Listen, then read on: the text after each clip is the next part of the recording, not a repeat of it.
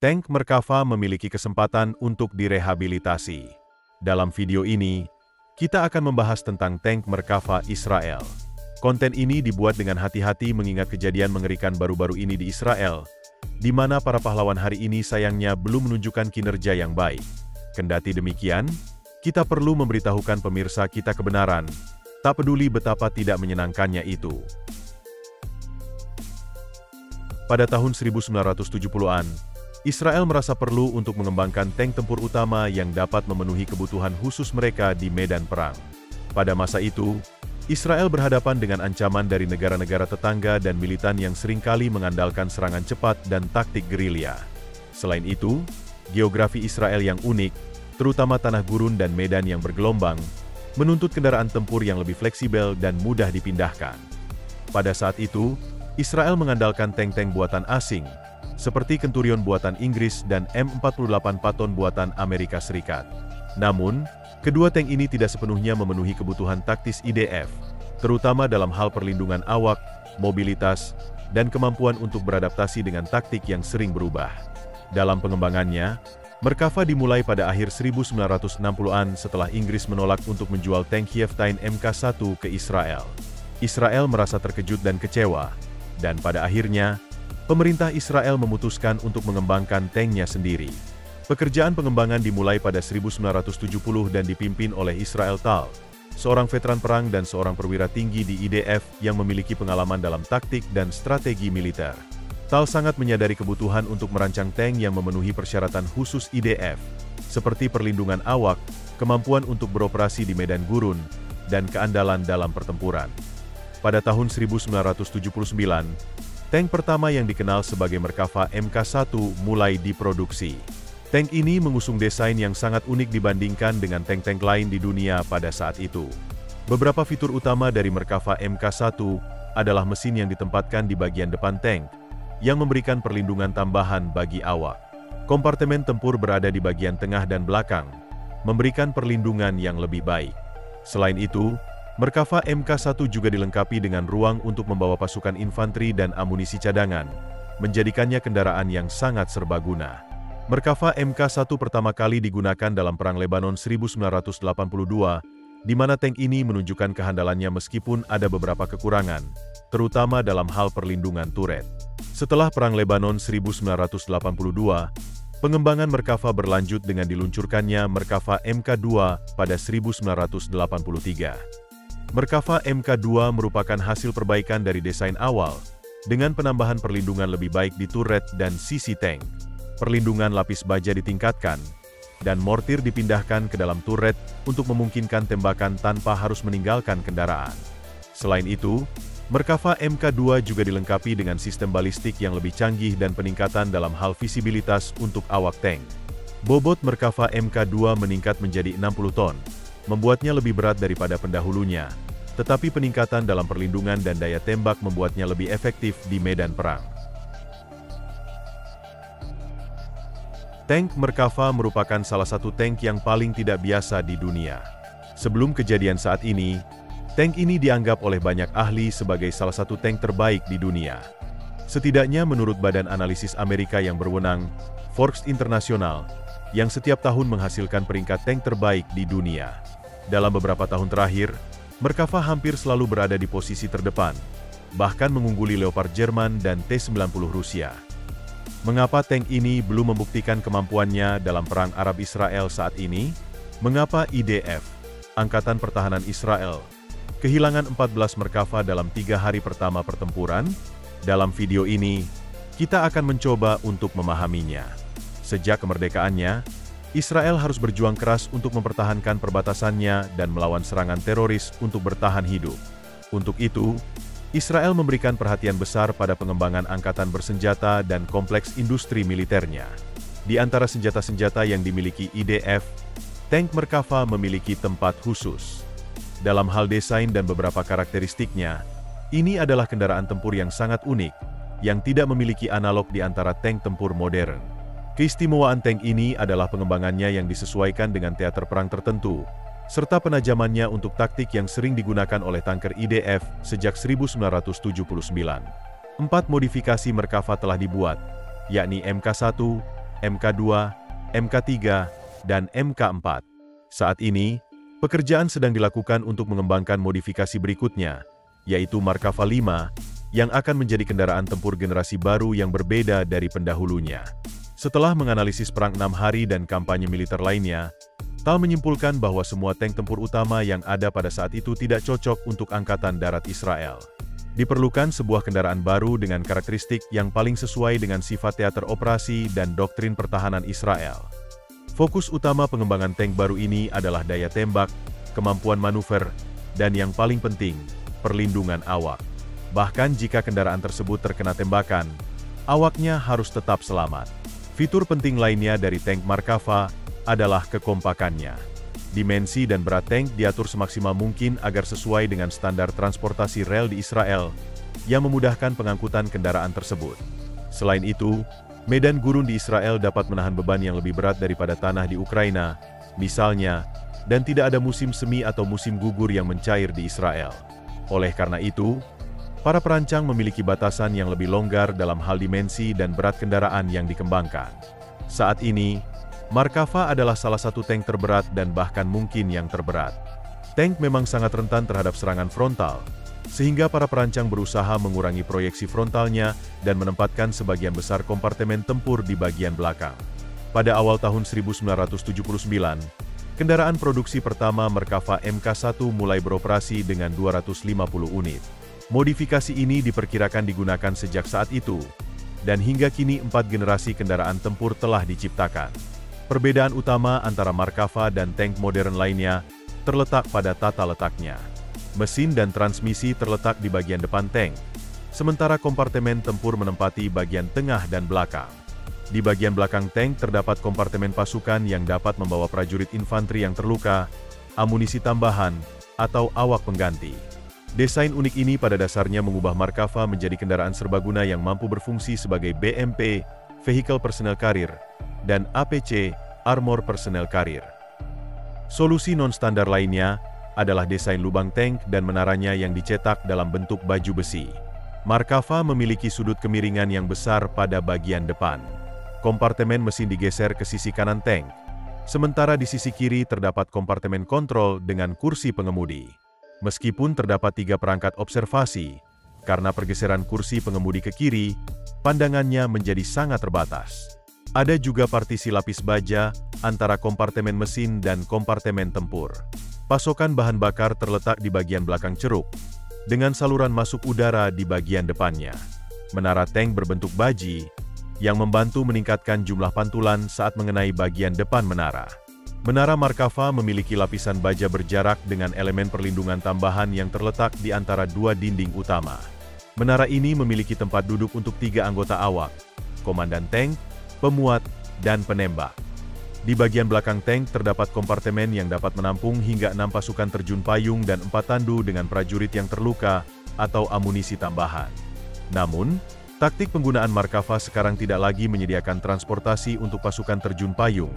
Kompartemen belakang biasanya digunakan untuk menyimpan peluru tambahan. Markava MK1 dipersenjatai dengan meriam M68 105 mm yang dirancang di AS dan diproduksi di Israel di bawah lisensi. Tank ini dipersenjatai dengan 62 butir amunisi meriam, yang dipasangkan dengan senapan mesin MAG Belgia 7,62 mm yang juga diproduksi di bawah lisensi. 2 senapan mesin 7,62 mm lainnya dipasang di atap menara, dan di atas laras senapan terdapat senapan mesin 12,7 mm yang dioperasikan dari jarak jauh.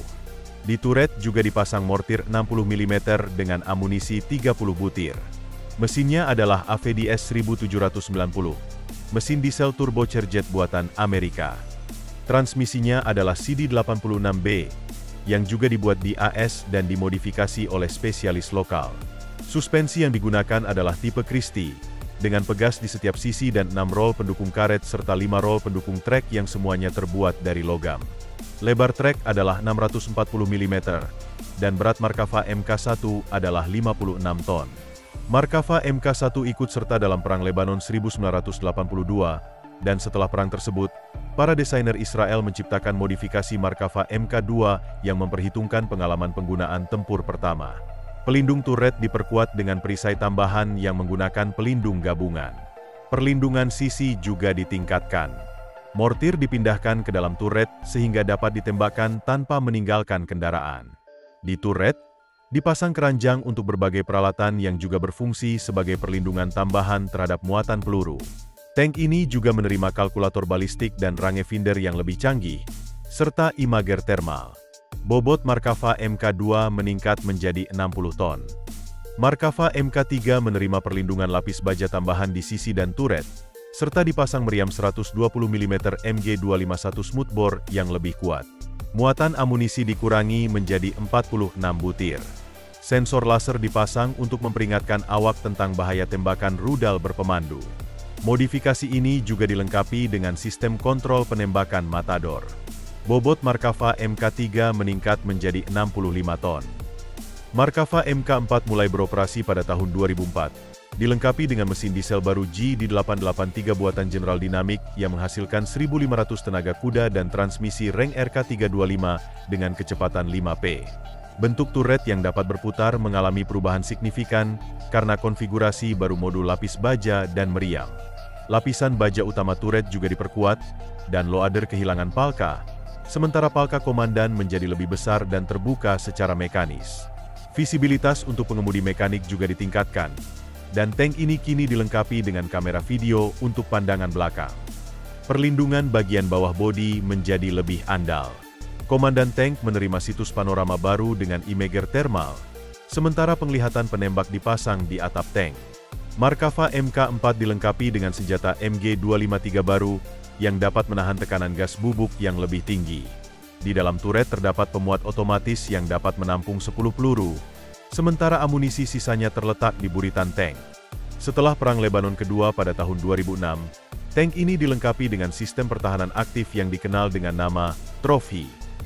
Sistem ini dirancang untuk melawan rudal anti-tank, misil, dan granat berpeluncur roket.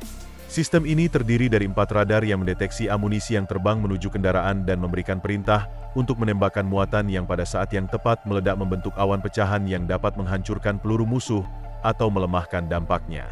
Bobot Markava Mk4 naik ke rekor 70 ton, menjadikannya salah satu tank terberat di dunia.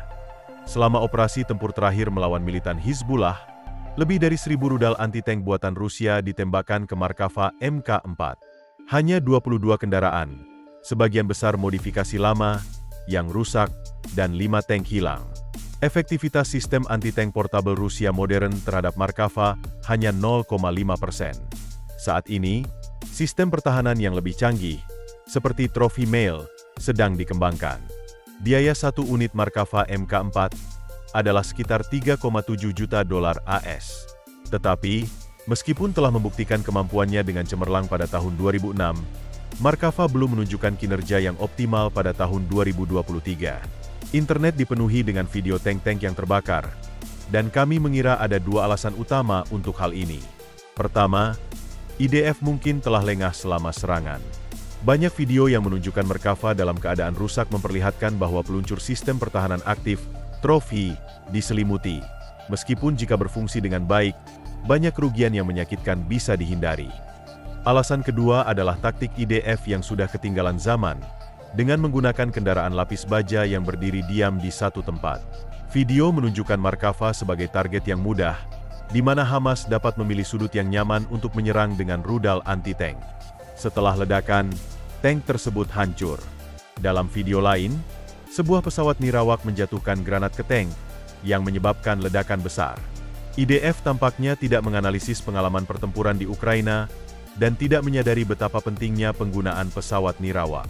Akibatnya, Markava, yang sebelumnya tidak diragukan lagi tangguh, kini mengalami penurunan reputasi akibat kesalahan organisasi yang sepele.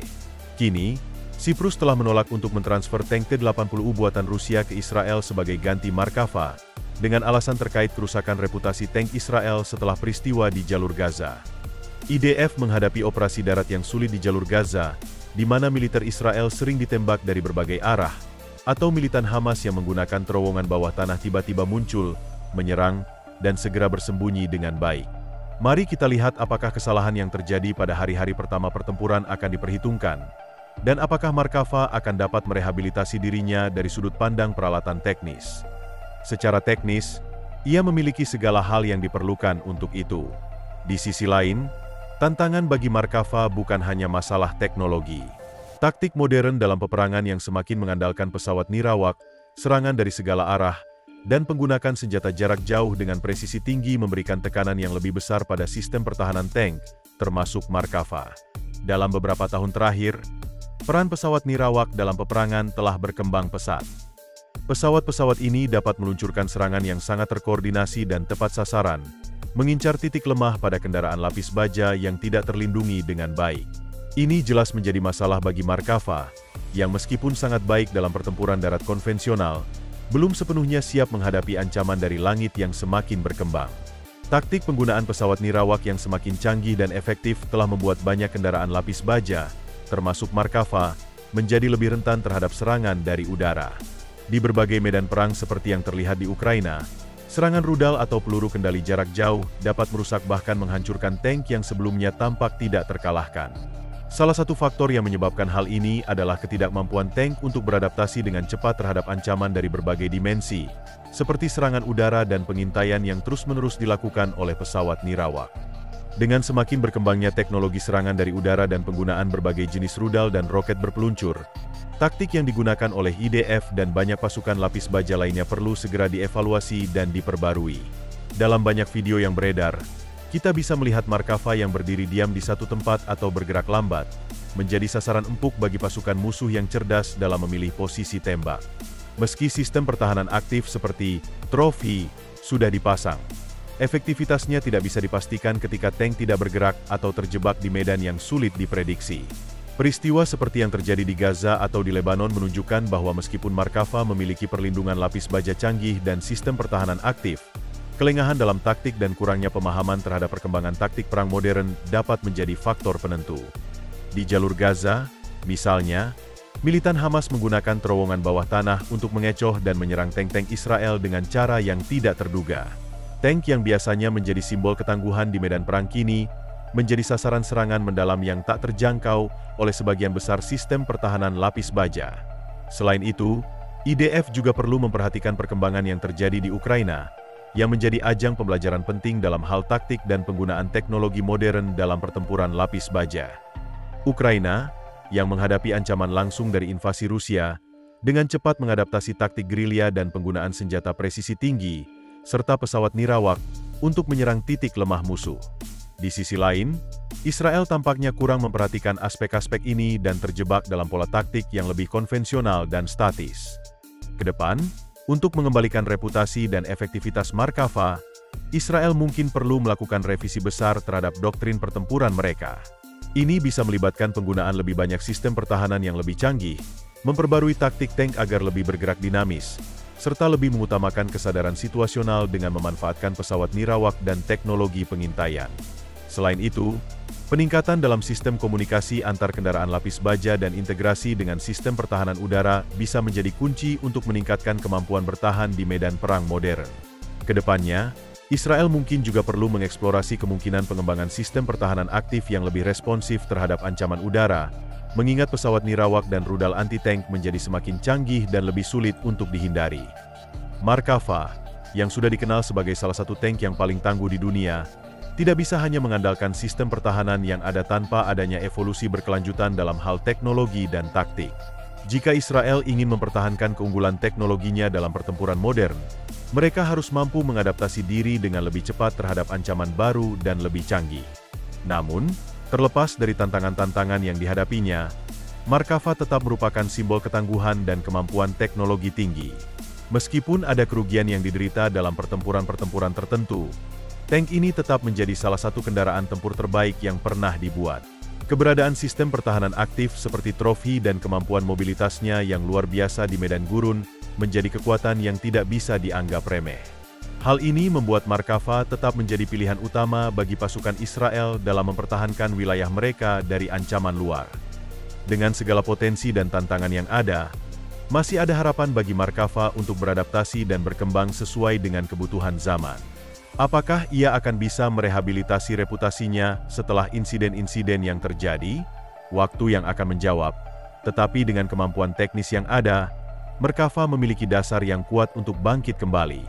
Tentunya, Perubahan dalam cara bertempur dan pemanfaatan teknologi mutakhir akan menjadi kunci utama untuk menjaga ketangguhan tank ini di masa depan.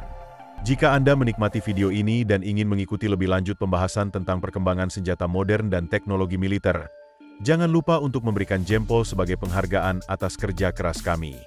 Jangan lupa juga untuk berlangganan saluran kami, karena masih banyak lagi video menarik dan informatif tentang senjata dan kendaraan tempur yang akan datang. Kami akan terus memberikan analisis terkini seputar peralatan tempur yang digunakan di seluruh dunia, serta perkembangan terbaru dalam dunia militer.